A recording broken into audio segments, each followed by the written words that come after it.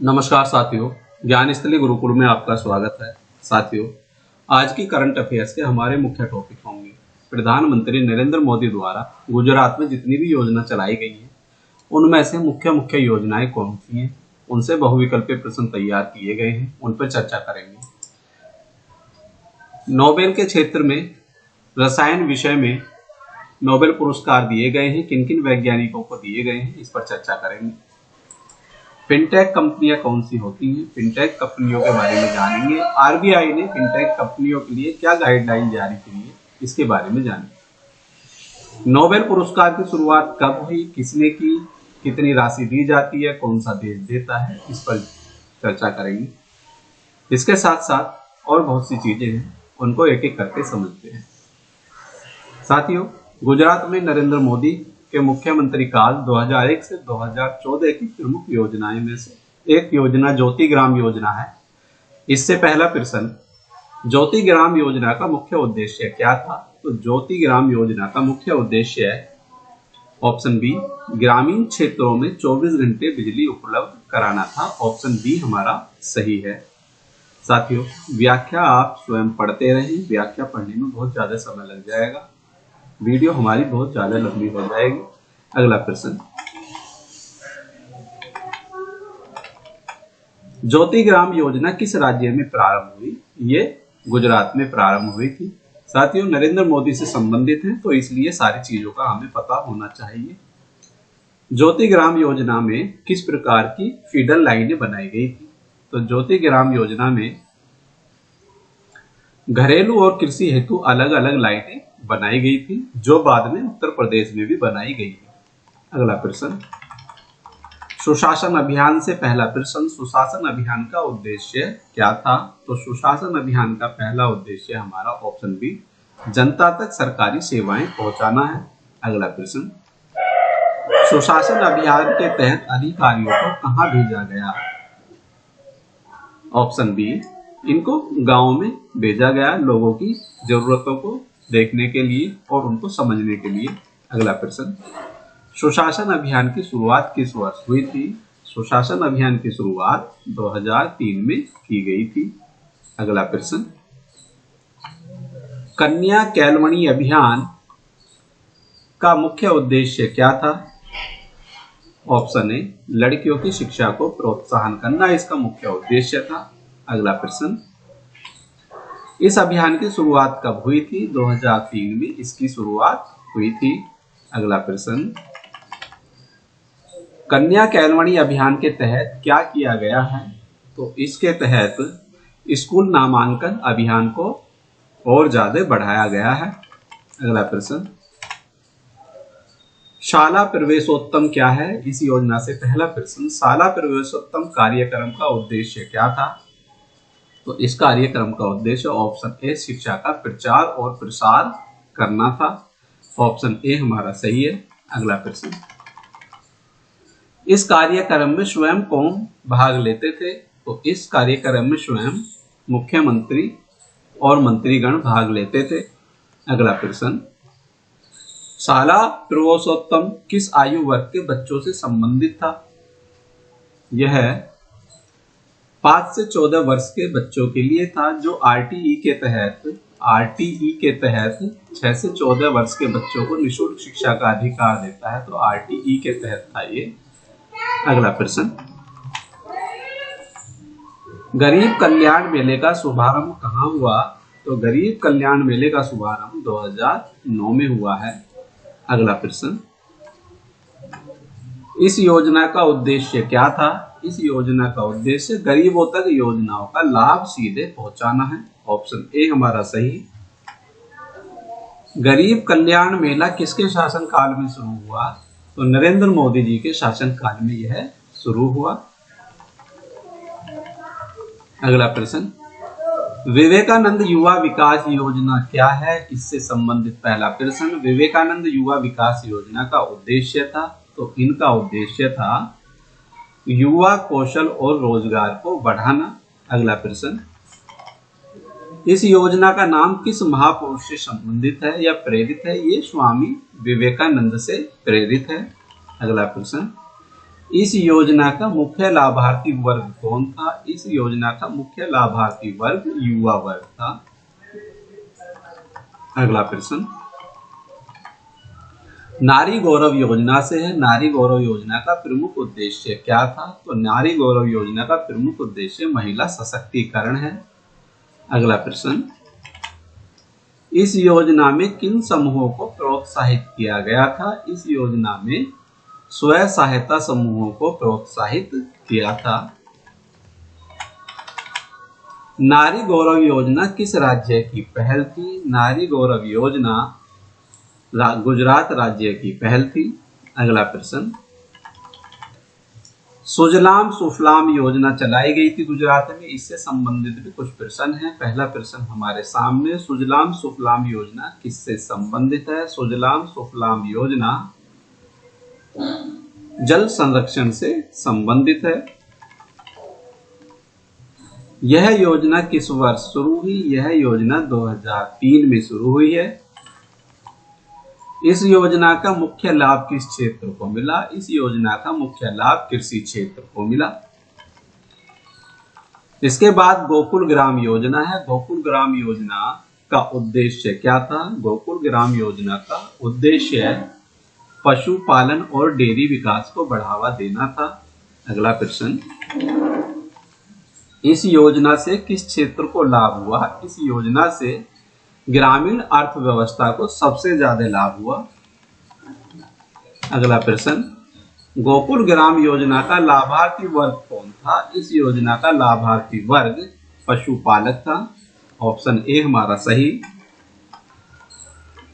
ई ग्राम परियोजना क्या है? ई ग्राम परियोजना का मुख्य उद्देश्य था। ऑप्शन ए गांवों में इंटरनेट और डिजिटल सेवाएं पहुंचाना। ई ग्राम परियोजना के तहत किस नेटवर्क का निर्माण हुआ? इसके तहत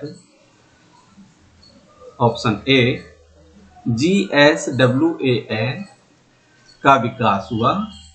अगला प्रश्न, ई ग्राम परियोजना किस राज्य से जुड़ी है? यह गुजरात से जुड़ी है। ऑप्शन ए हमारा सही है। अगले प्रश्न की तरफ चलते हैं। वाइब्रेट गुजरात समिट क्या है? इसके बारे में पहला प्रश्न, वाइब्रेट गुजरात समिट का उद्देश्य था। इसका उद्देश्य ऑप्शन ए निवेश और औद्योगिक विकास को बढ़ावा देना इसका उद्देश्य था। अगला प्रश्न,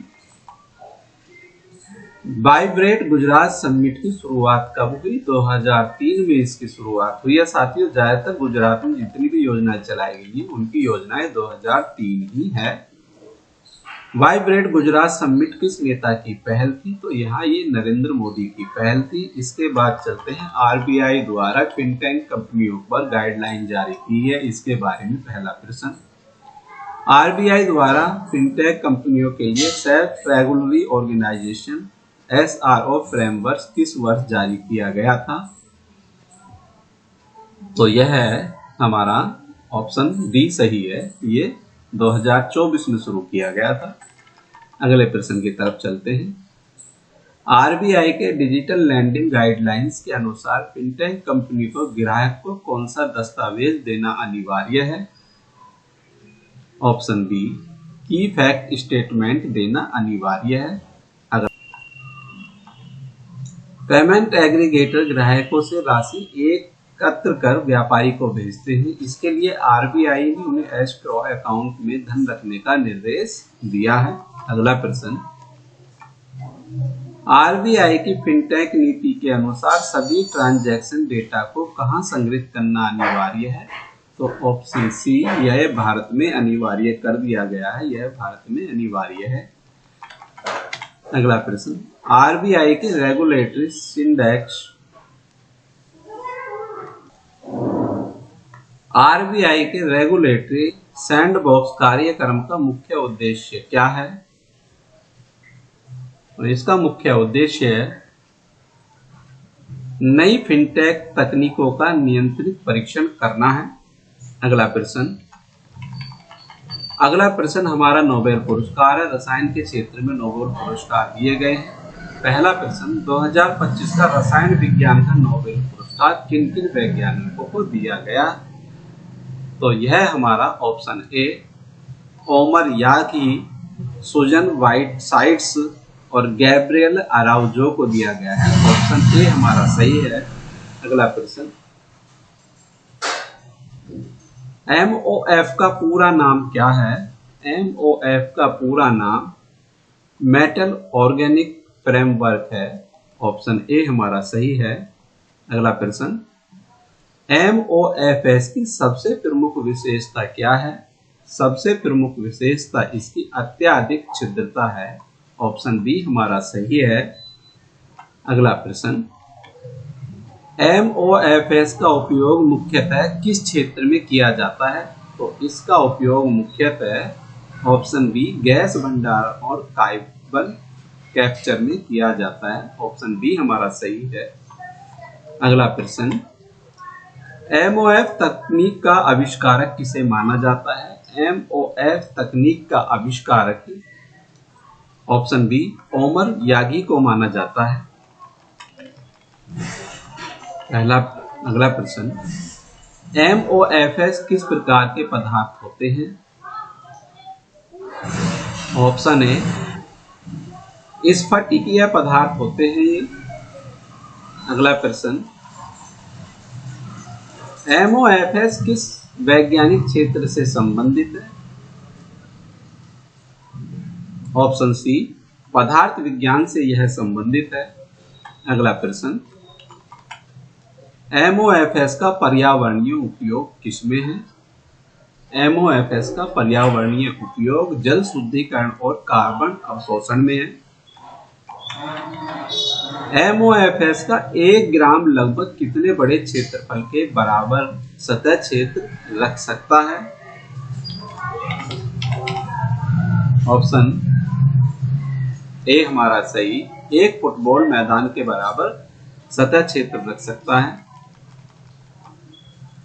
MOFS भविष्य की किस तकनीक का आधार माने जा रहे हैं? तो यह ग्रीन टेक्नोलॉजी का आधार माने जा रहे हैं। अगला प्रश्न, नोबेल पुरस्कार की स्थापना किसने की थी? ये अल्फ्रेड नोबेल ने की थी। नोबेल पुरस्कार की स्थापना स्वीडिश वैज्ञानिक अल्फ्रेड बर्नार्ड नोबेल ने की थी। इन्होंने डायनामाइट का आविष्कार किया था। अगला प्रश्न, अल्फ्रेड नोबेल किस देश के निवासी थे? तो ये स्वीडन के निवासी थे। अगला प्रश्न, नोबेल पुरस्कार पहली बार किस वर्ष दिया गया?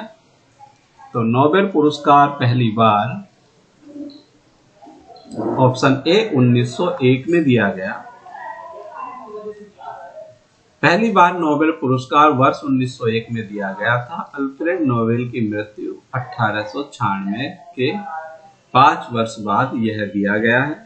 अगला प्रश्न, नोबेल पुरस्कार कितने क्षेत्रों में दिया जाता है? नोबेल पुरस्कार 6 क्षेत्रों में दिया जाता है। उनके नाम नीचे लिखे हैं, इनको भी हम नोट कर सकते हैं। भौतिकी, रसायन विज्ञान, शरीर विज्ञान, चिकित्सा, साहित्य और शांति और अर्थशास्त्र में यह 1969 से शुरू हुआ है। इससे पहले 5 क्षेत्रों में ये दिया जाता था। अगले प्रश्न की तरफ चलते हैं। नोबेल शांति पुरस्कार कहाँ प्रदान किया जाता है? तो यह ओस्लो, नॉर्वे में दिया जाता है। अगला प्रश्न, नोबेल पुरस्कार की घोषणा कौन सी संस्था करती है? तो ये स्वीडिश अकादमी द्वारा इसको दिया जाता है। अगला प्रश्न, नोबेल पुरस्कार की वर्तमान इनाम राशि 2024-25 के अनुसार लगभग कितनी है? तो यह option C 11 million Swedish kronor, लगभग 8.3 करोड़ है। अगले प्रश्न की तरफ चलते हैं।